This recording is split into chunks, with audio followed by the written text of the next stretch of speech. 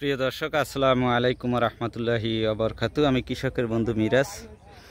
বর্তমান ঠিকানা ঢাকা, গাজীপুর, ভবানীপুর, বটতলা। প্রিয় দর্শক, অক্লান্ত পরিশ্রমের পর একটা ভিডিও ছাড়ি আমার সফলতার গল্প আপনাদেরকে বোঝানোর স্বার্থে।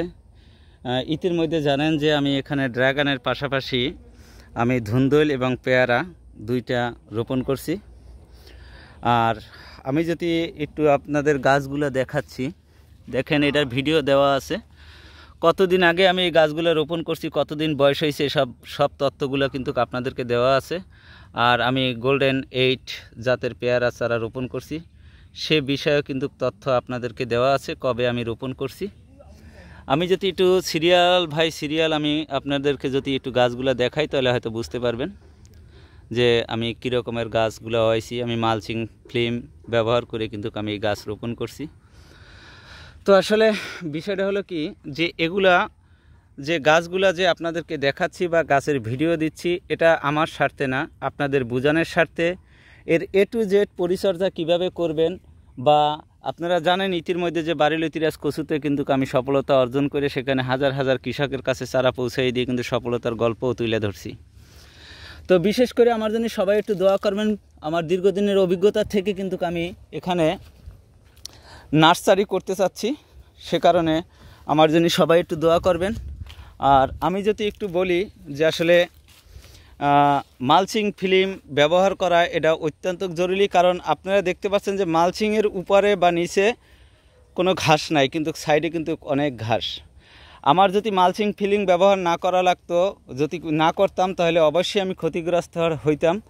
মালচিংটা ব্যবহার করণে আমার গাছগুলা যে কতটা সুস্থ সবল, এটা হয়তো এই গাছটা দেখলে আপনারা বুঝতে পারেন যে কত সুন্দর সুস্থ সবল, এবং এই গাছটা কত সুন্দর কালার। আর এই মালচিং ফিল্ম ব্যবহার করলে অবশ্যই আপনারা জানবেন যে কোঁকড়ানো যে ভাবটা এটা থাকে না। ইতিমধ্যে মরিচে কিন্তু আমি সফলতা অর্জন করছি যতটুকু, সেটাও কিন্তু আপনাদের কাছে তুলে ধরছি। বা দেখেন এই গাছগুলো যদি আমি দেখাই, প্রত্যেকটা লাইনের গাছ কিন্তু একই কোয়ালিটির, একই সিস্টেমের। আর এখানে আমি দুইটা ধুন্দুলের জাত এই বাগানে, আর ওই পাশে একটা বাগান আছে, ওইটায় 3টা জাত, বিখ্যাত 3টা জাত রোপণ করছি। এইগুলোর সম্পূর্ণ ভিডিও দেখার জন্য বা এর সম্পূর্ণ A to Z তথ্য নেওয়ার জন্য আপনারা যদি আমার কাছে পরামর্শ চান, তাহলে অবশ্যই স্ক্রিনে দেওয়া নাম্বারের সাথে যোগাযোগ করবেন। এখন আমি যে উপরে তারটা নাইছি, হয়তো রৌদের আকর্ষণে এই তারগুলো দেখা যায় না, আমি এটা শুধু তার দিছি। এটা তার দেওয়ার পর কিন্তু আমি 1 বিঘা পর কিন্তু আমি রশি টানাই দিছি। এই রশিটা টানার উদ্দেশ্য হইলে যে আমার ড্রাগনের ফলগুলো ছেড়তে যেন সুবিধা হয়। দেখেন এইখান থেকে আমি কিন্তু একদম উপরে উঠে গেছি, এই দেখেন আমি উপরে উঠে গেছি। আমি এখান থেকে ড্রাগনটা এরকমের হাত দিয়ে ছেড়তে পারবো। তো এখানে পুরো প্রজেক্টের ভিতরেই কিন্তু গাছ টু গাছ তার ব্যবহার করছি, আর আপনার কটন সুতা ব্যবহার করছি। এইভাবে কটন সুতা ব্যবহার করছি।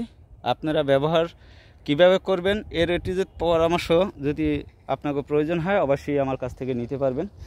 এবং আপনারা দেখতে থাকুন, আমি এর কিন্তু 2 দিন 3 দিন পরই আপডেট দিচ্ছি, আমার লতিরাজ কচুর আপডেট দিচ্ছি। আপনারা কিন্তু আমার আপডেটগুলো দেখবেন। আর যদি ভালো লাগে তাহলে অবশ্যই সাবস্ক্রাইব করবেন, কমেন্ট করবেন, লাইক করবেন, শেয়ার করবেন। কিন্তু এখানে অভিজ্ঞতা আসলে যতটুকু আমার, সেই অভিজ্ঞতাটা কাজে লাগাচ্ছি। কাজে লাগাইয়ে দেখি আপনাদের এই সফলতা অর্জন করতে পারি কিনা, সেই জন্যই কিন্তু আমার চেষ্টা, সেই চেষ্টা আমার অব্যাহত থাকবে।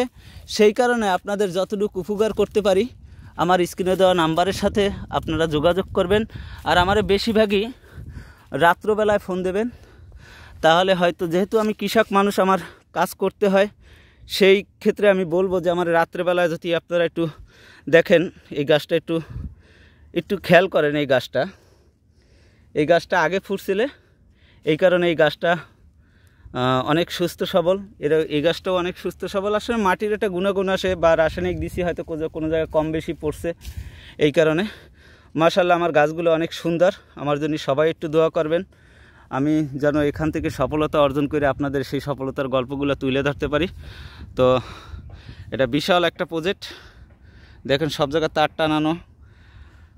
তো আমার জন্য দোয়া করবেন। আর আম গাছ, এখানে আমাদের কাতিমোনা আম আছে, তারপর আপনার মালটা আছে, ইত্যাদি অনেক কয়টা জাত, সেই ভিডিওগুলো আপনাদেরকে দেব। আমি অনেক কয়টা জাতের মালটা, পেয়ারা, তারপর আম, এগুলো কমলা, এগুলো রোপণ করছি। তো সবাই একটু আমার জন্য দোয়া করবেন। আসসালামু আলাইকুম ওয়া রাহমাতুল্লাহি ওয়া বারাকাতুহু।